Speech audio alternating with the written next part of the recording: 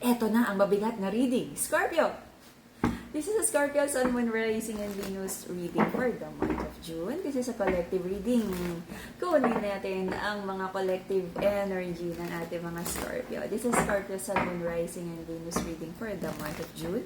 For your personal reading, kindly send me a direct message. Kumusta mga Scorpio? Bagay na bagay ang ating outfit ngayon para sa mga Scorpio. Naka-black tayo. Alright. Scorpio Sun, Moon, Rising, and Venus reading for the month of June. For your personal reading, send me a direct message. Okay? Ingat sa mga scammers at ang crystals natin para sa inyo. Bibigay ko pa rin ng special prize. Alright. Scorpio Sun, Moon, Rising, and Venus reading for the month of June. Let's see kung ano meron para sa ating mga Scorpio. Scorpio. Finding the wisdom, alam mo rin kung anong katotohanan ng sitwasyon at alam mo rin kung ano ang best para sa'yo. The question, ginawa mo ba? Alright. The Wheel of Fortune is in reverse, Scorpio. Marami kang minamanifest na mga bagay na maganda para sa'yo, but it feels like nagkaroon ng blockage ang mga swerte. Good money flow at good relationship, medyo ino-olats ng konti. Sabi mo, aware ka naman sa reason. So, kung aware na sa reason, tanggalin ang blockages. Tanggalin ko ano ang nakabara. Okay? So, I feel, no, ginawa mo naman kung ano yung tama. And you're hoping, you're manifesting, and you're just waiting for your harvest time. Aware ka kung sino naging blockage. Aware ka kung sino hindi magandang energy. Okay? Real talk. Alam mo kung sino malas sa energy mo. Tinanggal mo to. Right now, you're waiting for your harvest time. Tapos na ang iyong foolish chapter, sabi mo, no? Natuto ka na, alam mo what's best for you. Doon nalulungkot ka sa mga taong pinagkatiwalaan mo.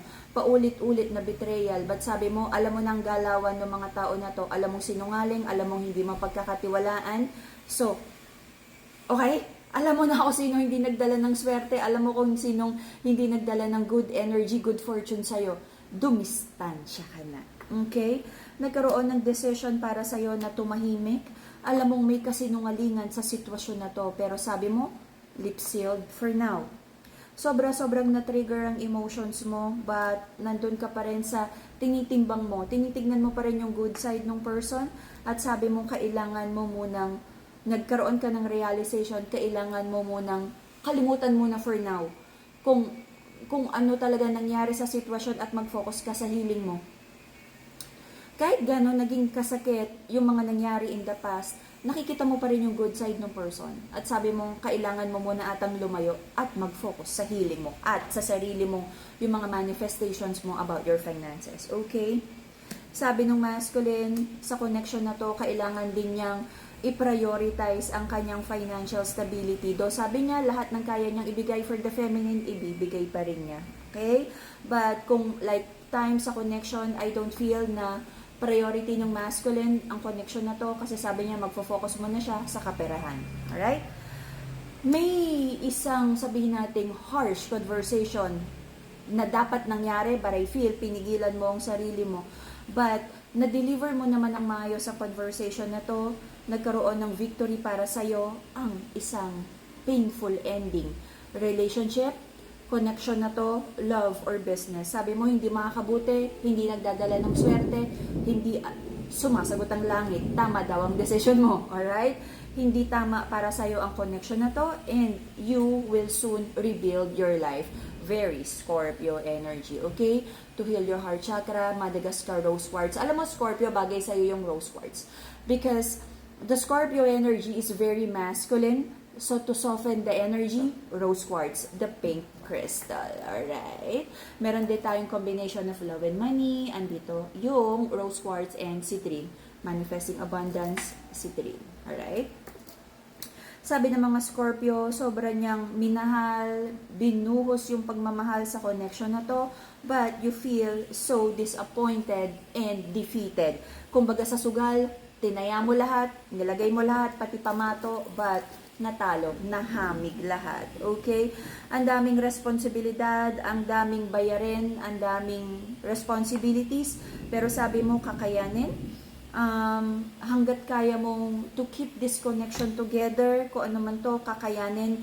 Maraming issues about money, but hahanapan mo ng paraan, maibigay mo lang yung buhay na deserve, no? Yung maginhawang buhay na deserve ng family, especially kung may involved na anak. Alright? Let's see.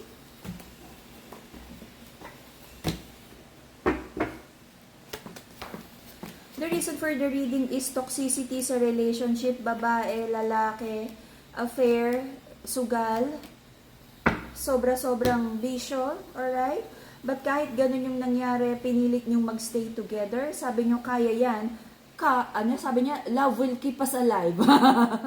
Pero nalason ka ng pag-ibig na to. Okay? Sobra-sobra yung toxicity. Akala mo na pag-ibig lang ay magiging okay yung connection, but hindi. Nalason kayong dalawa. Okay. Ano ba, Scorpio? Ito yung isang characteristic ng Scorpio, no? Na hanggang kayang to ride and die, hanggang kayang kumapit sa connection kahit nahihirapan, kahit toxic. Imbes na ma-realize mong toxic, na-challenge ka pa na baguhin ng iyong person. Alright? Recent past, nagkaroon ng reconnection, reconciliation, pero hindi ko naramdaman na authentic. Very shallow, very passionate. Hindi ko maramdaman yung totoong pag-ibig or totoong nagbago na. So, meron kang prayers, okay, at hindi nakabuti para sa'yo ang reconnection na to. I feel, no, may energy dito na kailangan baguhin at i-heal, natatamaan ang finances. You know, if you're trying to deal with a certain person na may bad karma, if you're entering a partnership sa kahit kanino, it could be nadadamay ka sa bad karma niya. Okay? So, prayers and manifestation, sabi mo, Lord, tama ba na i-let go na to? And if yes, tulungan ka na talagang mag-walk away na. Okay? Alam mo, may nararamdaman ako dalawang energies dito. May bibitiwan ka, pero mayroon kang very nostalgic na gusto mong balikan. You wanna detach kung ano man tong toxic relationship na to. Okay? Right now, may hinihintay kang malaking pera, swerte. Pera, Scorpio, parating na. Alright? Your person, hindi pa siya totally nakaka-move forward.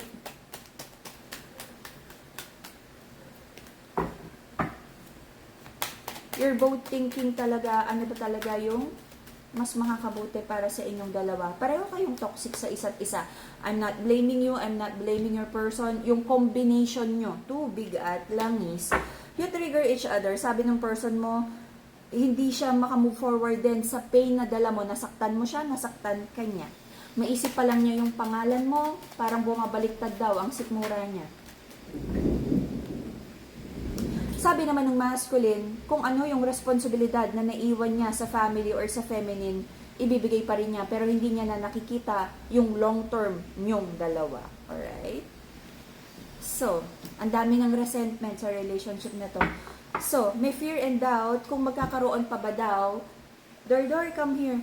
May fear and doubt kung magkakaroon pa ba daw ng maturity ang masculine sa connection na to. Okay, for mental clarity, amethyst crystal. Until the end of September, I feel ko ano pa yung kaya nyong ibigay para sa isa't isa, especially kung may batang involved, gagawin nyo. Pero yung silent war yung dalawa, lagi na lang, no, na parang talagang tubig at langis. Lagi kayong nag-aaway. May pinagdududahan din yung Empress dito. Meron ba daw ibang ine-entertain? We have the Scorpio girl here, Dor. Sabi nung masculine, takot siya sa kulog. sabi nung feminine, meron ba daw ibang ine-entertain yung masculine? Kaya ba daw bumibitaw ang masculine? Malalaman mo to. Okay? Malalaman mo na nag-o-offer sa iba ang masculine na to. Hindi mo kailangan mag-imbestiga. Kumbaga, ipopost niya to sooner or later. Okay? Ang mahalaga kung may bata, kung hindi na talaga magkasundo, ay maibigay ang responsibilidad. Umiiyak ang langit para sa mga Scorpio, ang lakas ng ulan. Alright? For your personal reading, just send me a direct message. Yeah. Para sa mga crystals, naka-special price pa rin tayo. Ninenervyos. Si Madam Scorpio. Scorpio tong si Dordor. Alright? And that will be the Scorpio reading for the month of June. See you again in a few days for your bonus reading. ang mga crystals natin naka-special price pa rin. Hopefully, mas maganda ang ating bonus reading. Bye-bye, Scorpio!